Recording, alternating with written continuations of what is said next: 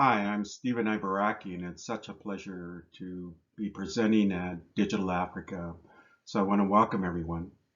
Now I'm going to talk about this planet reset and what the world will be like. We'll talk about some of the role of innovation trends and AI for good globally, and all of this will of course help to accelerate Digital Africa. Now, what I'll do is I'll have interviews or people that I brought in, well, they'll give their point of view. I'll also do demonstrations of technologies that are really interesting. And I'll also highlight some of these trends that you should be aware of. So let's begin. Now, I'm going to give you my viewpoint, having chairman, founder, and board roles across sectors, such as in business and serial entrepreneurship and investments, global computing science organizations, UN innovation programs, clusters of CEOs and CEO industry organization and think tanks and summits. In fact, this year, something like over 300 global engagements impacting about 100 trillion in sustainable investments. Now, to illustrate just some of what's happening out there and where the CEOs are looking at, I'll give you an idea of what the YPO, an organization of about nearly 30,000 CEOs, represent about 9 trillion in annual revenue. And a portion of them in Europe are launching something called the YPO European Impact Summit. So I'll point out what they're focusing on. We're bringing together 3,200 members, 2,600 spouses, and 2,400 YNGers from 84 chapters over 1 year to help solve the biggest challenges faced by 750 million people in the region.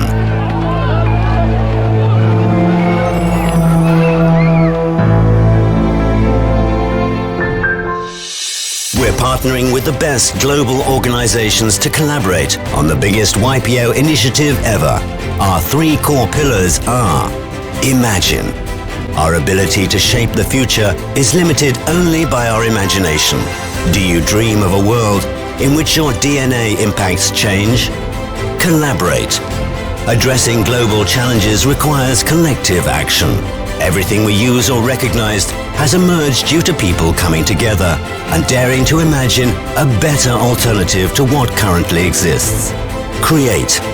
Marrying expertise to technology, blending the brightest minds and technology to enable change and drive YPO 3.0 to the next level. Today, Europe. Tomorrow, the globe. Together, let's imagine, collaborate, and create a better future. The future begins today. YPO Impact Summit.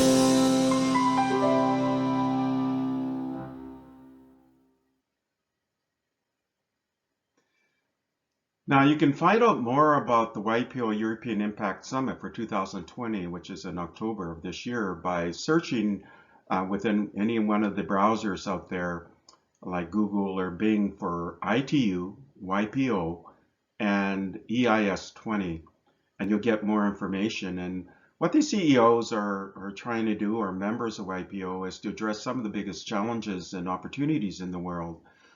For example, climate action, refugees, also the economy, disease outbreaks, and so on, by working together in collaboration with partners like UN agencies. So have a look. And by the way, the underpinning of all of this is technology, like artificial intelligence. So this gives you a picture of what CEOs are looking at right now.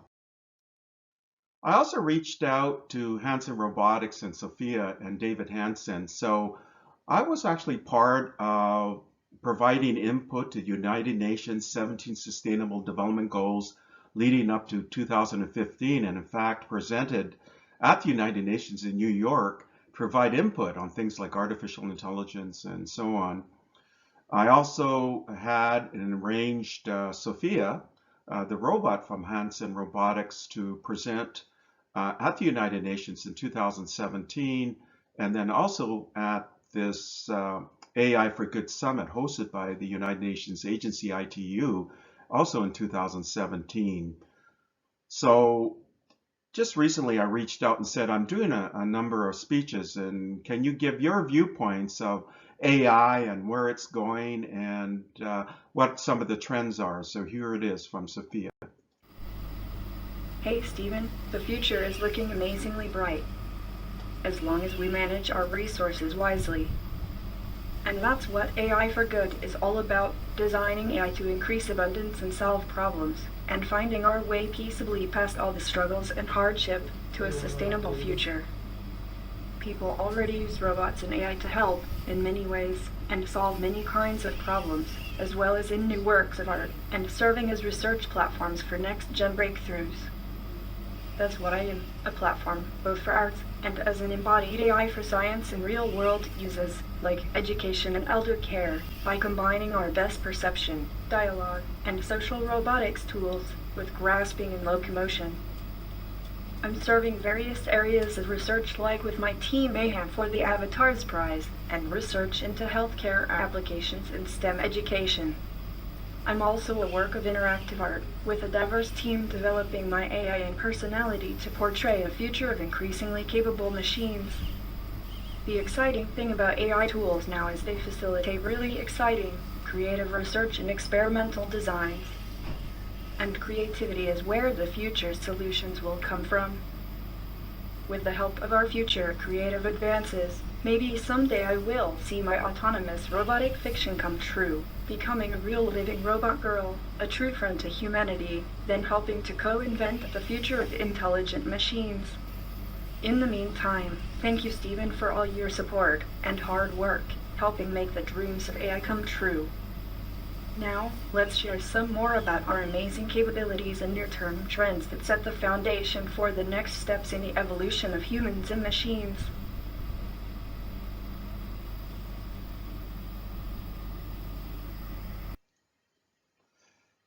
So what a way to begin, right?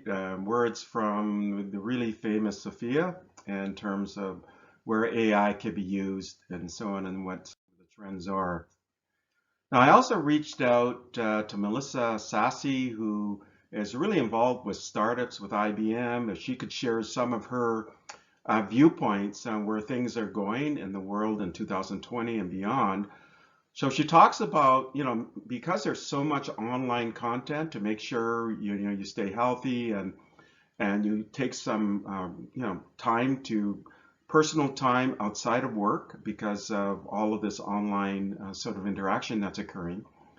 And some of the trends that you could see here, and I'll just highlight a few of them, things like the sharing of computing power and machine learning, artificial intelligence, big data, sort of building out. This increasing sort of focus on social good for the world, open source or freely available technology being even more widely used. Of course, because of everybody working at home or using technology, remote work increasing in terms of its impact worldwide. Digital really pervading all parts of our lives. Of course, there'll be increases in investments and startups to drive innovation, and the importance of digital skills, and she's a big part of that, driving that. And this sort of rethinking of global supply chains, and so that they don't break down in times of hardship. And even things like manufacturers and companies diversifying products and services and transitioning manufacturing resources when things change. I also reached out to Sid of Microsoft, if he could give some of his viewpoints of what the world's going to be like this year and following. So he talks about the importance of humanities in business, some of the changes in consumer habits changing because increasingly ordering things online, for example, digital transformation accelerating for companies, institutions, and schools. This idea of social quotient, the social interaction, but being virtualized because it's online, and something really interesting happening this year where there's been changes in regulations, for example, in healthcare, so that there could be this rapid deployment in areas like vaccines or therapeutics. virtual healthcare and telemedicine being built out. And he's made some predictions in healthcare, and you can find them in his blog. So just search for health trends for Siddhartha Chakravarty, Microsoft. Now, we live in an interesting time where you really need to keep track on trends because we had something called the Fourth Industrial Revolution, which came up from the World Economic Forum in 2016. Last year, this became Society 5.0 from Japan, and which means there's this really compression of where innovation happens. So you have to keep track on trends. And one of the tools I recommend you try is something called Event Registry. So I'll give a demonstration of how it works. Now here I'm searching on something really relevant, which is COVID, and comes with 32 million articles, and it can give you a list of relevant topics associated with COVID. It can also give you a tag cloud of topics associated with it, and even give you a timeline. And you notice what happens, this timeline is really tracking the intensity of news in this area. And you notice it's sort of tracking a little bit lower now. You can also get authors and news sources. You can get sentiment analysis from very positive, what percentage of the articles are, to neutral, to very negative. You can also get a real-time concept graph of concepts as they appear in real time and how they are related to each other. You can get concept trends over a period of time, and you can get lots of details on these concept trends over a period of time. You can also get article categories, in other words, sort of what percentage were in the arts or sciences and business, and you can drill into any one of these topic areas and get a lot more detail. Now, you can also get breaking events as they're happening in real time around the world, and the larger the bubble, the more important that particular item is, and then you can scan around the world as these events are appearing. And just by drilling into any one of these bubbles, you can get to the individual article. Now, this is just a very small fraction of what it's capable of. I'm probably showing you about 2% of its capabilities.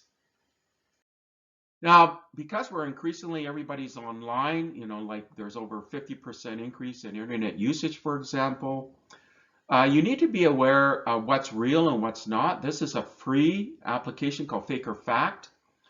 Just search for it. You can type in any URL, and when you type in that URL, it'll give you, you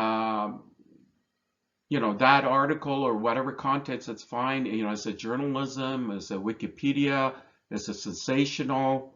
Is it opinion or satire or agenda driven? And it'll even pinpoint parts of the content of why it thinks it's so. So it's a great tool to have, and as I mentioned, it's free, freely available.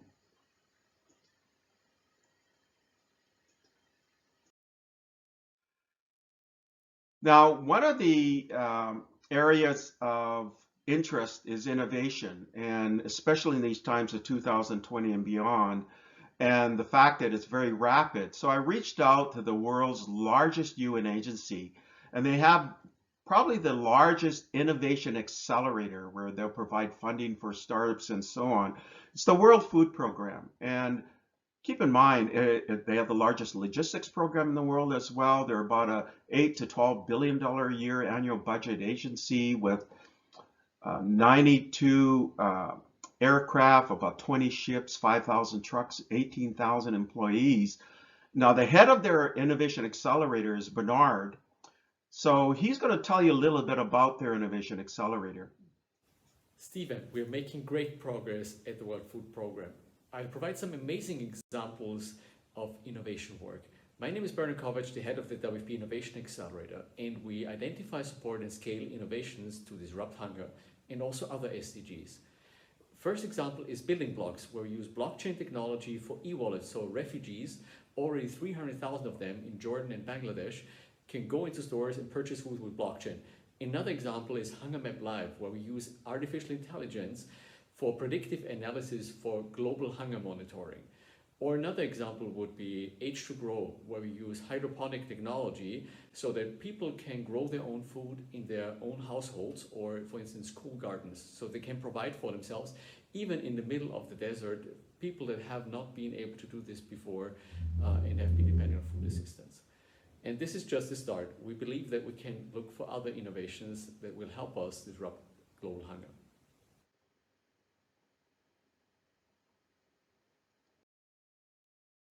So, their Innovation Accelerator was voted in the top 10 in the world in 2017 by Fast Company. They've got this sort of one of the most innovative teams in the world again for 2022. They work with a lot of partners. They're definitely in Africa, a lot of concentrated sort of energy there. Now, they have an interesting tool called the Innovation Technology Map. Search for it online.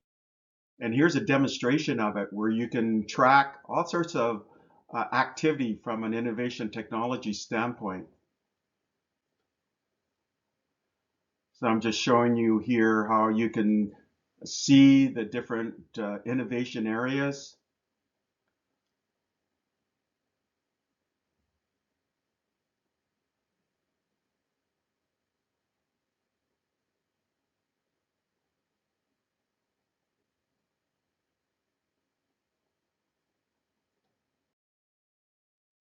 Now, to get into the Innovation Accelerator, they take applications. They're looking for frontier innovation.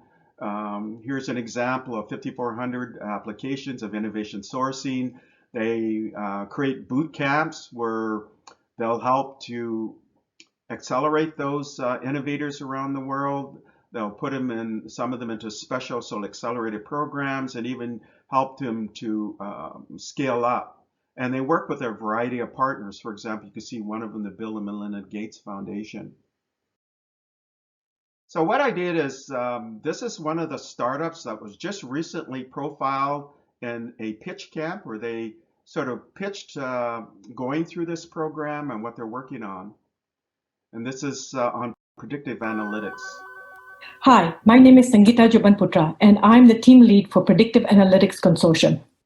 I have been working in international health for the last 30 years and have actually been involved in planning and implementation of health campaigns, both at the district and national levels. And I've wondered many times whether these health campaigns are effective. In many times, I do know that they are an intervention that is useful, but many times this intervention is being used as a blunt tool. With my conversations with Rwanda, we identified several issues that are actually impacting health campaigns. And these include the first and the foremost is really data management. Most of the systems are manual, and many countries do not have the skill power for data analytics who are willing to work in the public sector. But the biggest problem is really delivering the services to those who need it. You have heard earlier in another pitch that showed that actually many of these health campaigns do not target the services to those who actually need them. So we want to be part of a solution because we don't think this shortfall can continue after 30 years. We plan to develop a predictive analytics tool that will bring together many data sets that will then determine which communities and individuals that actually need the service that did not get them through routine services. The tool will also help with the resource planning so that it becomes the single gateway for the management of all data. But we do know that technology is actually not the only answer, and it cannot be the answer. It has to be matched with the process and the capacity. If this tool is not streamlined in the government processes, then it will just be a tool. So how do we go about doing this? We have put together a strong team of in-country experts, technology experts, and academic institutions, so that we can bring together both the process and the gap. But we also have another obligation. We need to build capacity in country. And so we plan to work with the university students in building this tool, specifically in helping us with the data mining and the data collection of the tool. So I encourage you to have a look at the World Food Program and their Innovation Accelerator. Definitely worth drilling in deeper, and you know, if you've got innovative ideas, maybe work with them and so on. So again, have a look. Now let me tell you about some of the game changers 2020 and post the planet reset that's happening this year. For example, there's going to be things like new kinds of photonic or light-based chips using photons, which maybe get 1,000 times performance increase. It very much works with artificial intelligence. You have using quantum cryptography to secure communications. What's particularly important, though, is AI transparency. That is the ability to understand what artificial intelligence is doing. And I'll profile a company that's in this list here. And this is by CB Insights, by the way. CB Insights is, in my opinion, the top organization company in the world of predicting where investments are going to be made and predicting what the top game changers are. But you'll see in this list here things like CRISPR or genetic editing technology, AI being used, and protein prediction, and so on. So here are some of the areas. And again, I recommend you have a look, CB Insights. And here are some of the companies associated in these areas. And you'll notice I've highlighted Darwin AI. And the reason is because they're forecasted to be one of the leading companies going forward. And I reached out to them to get their direct point of view. And you'll see that later in my presentation. Now, the World Economic Forum in 2018 in the fall came out with a survey across 12 industries. I recommend you have a look. It's in the Future of Jobs report. It's an excellent survey. Here are the 12 industries they surveyed. And it's a great benchmark where they got these industries to predict where they were going to apply technology, sort of what percentage by 2022. So again, I recommend you have a look at the original report from the World Economic Forum. Now, what I've done is I've taken their different technology categories and did my own forecast of where I see it going. So, for example, financial services is about $134 trillion industry. Healthcare is about $8.7 trillion. And this is where I see technology going, using the same sort of technology buckets they're using, but where I see it going. And the reason is I'm seeing an increase in these kinds of adoptions because of what happened with COVID around the world and this acceleration of the use of technology. So you see big data in the 90 percentile plus, machine learning, artificial intelligence in the high 80s. You see things like augmented reality and virtual reality in the 70s, even quantum computing being trialed in the high 40s. The use of robotics, nearly 50% or over just around 50%, 3D printing escalating, and so on. So really a compression and even a further acceleration adoption of digital transformation. Now I'm going to give you a demonstration on the augmented reality or virtual reality side. This is sometimes called extended reality, which will be a $200 billion industry in a few years. And this is a technology company called Resonate. Now they have the ability to scan any particular environment and then create a digital twin or equivalent of that environment. And once you digitize it and create a duplicate of it in digital form, then you can manipulate it to your heart's content. For example, here you can swap things in and off out on the couch, for example, see what it looks like. Here, the gentleman then puts on a virtual reality head device, and then he can manipulate objects in the virtual environment. This can be now extended to new kinds of glasses, contact lenses, even brain interfaces. Here's a business example where it's being used to navigate to an office, and then you can use the technology to control objects in the office, get tutorials on how they work, control the lights and temperature. Then the next scene, what will happen is, imagine an entire building is scanned, and you can do that, and a gentleman plugs his laptop into the wall outlet, but it's not working, so some kind of failure. Because the entire building has been scanned, the system understands that that wall outlet is connected to a fuse panel. So all he has to do is send a photo to the technician, and she's going to be guided automatically to the fuse panel to make repairs. Here's another example of this kind of technology using artificial intelligence with Teta V and another one called Track 160. Now, Teta V can scan an athlete, for example, manipulating a soccer ball, and then you can move that athlete into any environment using your phone. Same thing here with a gentleman with a basketball. You can move him into any environment. Here you can scan an individual and have them doing sword play, or a gentleman doing basketball like a professional basketball player. Here you can scan a live boxing match and then create a hollow booth where people can take photographs with the boxer. You can have a digital card. And with Track 160, you can monitor players on a soccer field, analyze their play, also get all sorts of analytics of how they're performing on the soccer field. You can get this information in a laptop or on your phone in real time. You can predict injuries before they happen. This can also be applied to amateur sports to improve the ability of people to do amateur sports.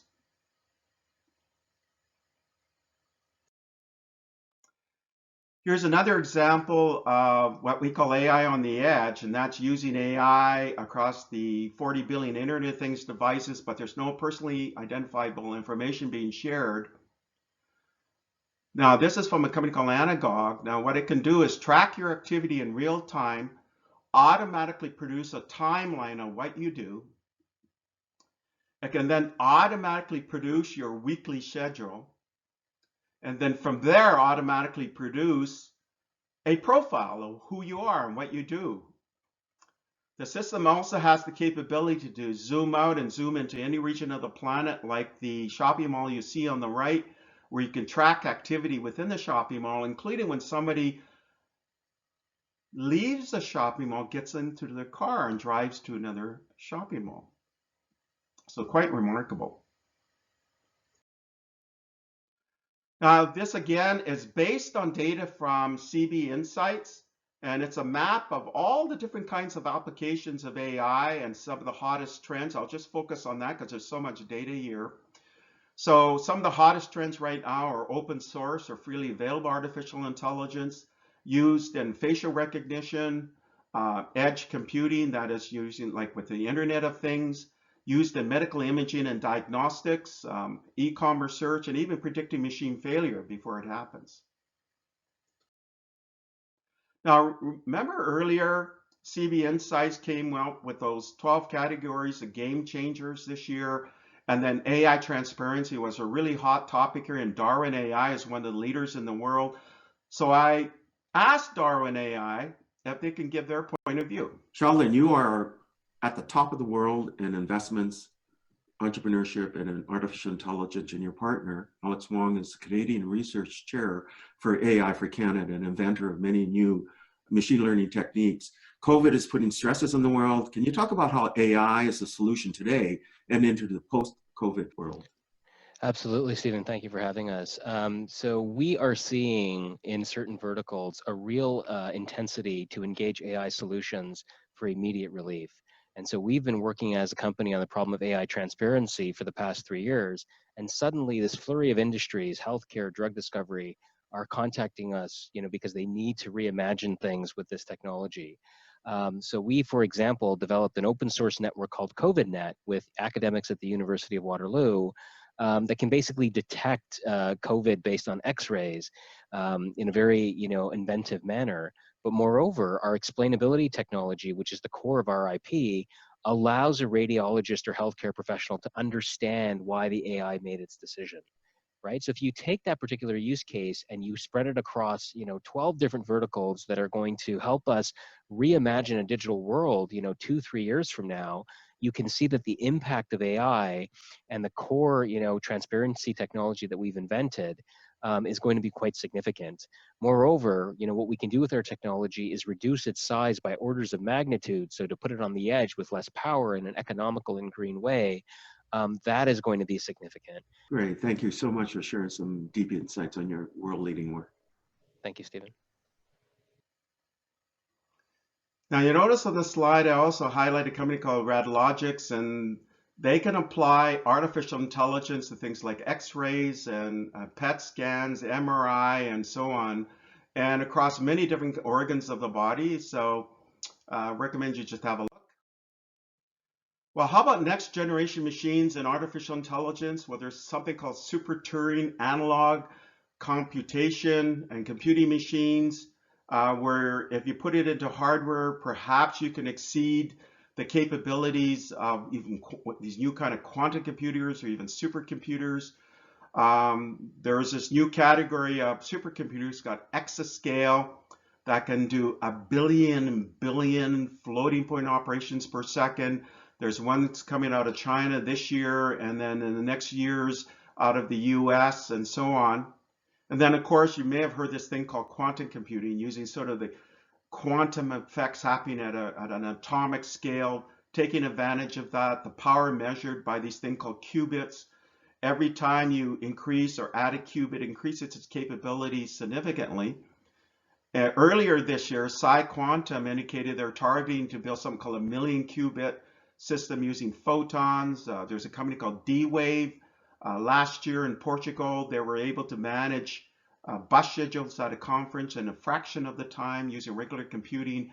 Of course, there's technology being worked on by IBM, Honeywell, Google, and so on. Now, last year, Pedro Domingos came out with some articles, or came out with an article in the ACM on unifying logical and statistical AI, where AI becomes more powerful because it can generalize better. And there's something that came out with Judea Pearl, again from the communications of the ACM. Recommend you have a look where he talks about 7 tools of causal inference. There's also a new kind of computing chip coming out where you can get massive speed ups and much lower energy consumption, perhaps up to 1,000 times benefit, where you are able to integrate memory through tens of thousands, perhaps even millions of connections to the brains or CPU, and it's sort of fabricated into one chip, and you get this great performance increase. And it's been optimized right now for AI, and there's quite a bit of work being done in this area. Now, a real use case of where all of these technologies are coming together, and something that was predicted to happen in 10 years is now happening now, is because of the pandemic. For example, patient treatment using artificial intelligence and cloud computing, 5G technology for telemedicine, frontline protection using robots disinfection robots or delivery robots, medical supplies being managed, again, using artificial intelligence and big data, including in vaccine development, managing risk through case tracking modeling, again, using artificial intelligence, big data, making sure people are aware of what's happening through the internet, protecting people, again, through AI, and so on. Well, that completes my presentation. So we talked about what are some of the major trends in the world today. We talked about real practical areas where you can get involved, such as with the acceleration, innovation accelerator from the World Food Program, and maybe you can be a member of that accelerator. We talked about how it could be applied, how the technology trends are going to be compressed, like, for example, in telemedicine or artificial intelligence, combined with augmented reality and virtual reality and more. Well, really what I'm now asking for is a call for global cooperation, working together to help solve humanity's grand challenges and implement new opportunities, because we're in a historical inflection point, which has never happened in the world today, where the next few years will determine really the future of the planet, the future of your families and of your businesses, and more. And that's why at the very beginning, I showed you that YPO European Impact Summit, and how the CEOs are now working on, and members of YPO in Europe are working on addressing some of the major issues and challenges, opportunities in the world. So I want to thank you for allowing me to share some of my insights with you today.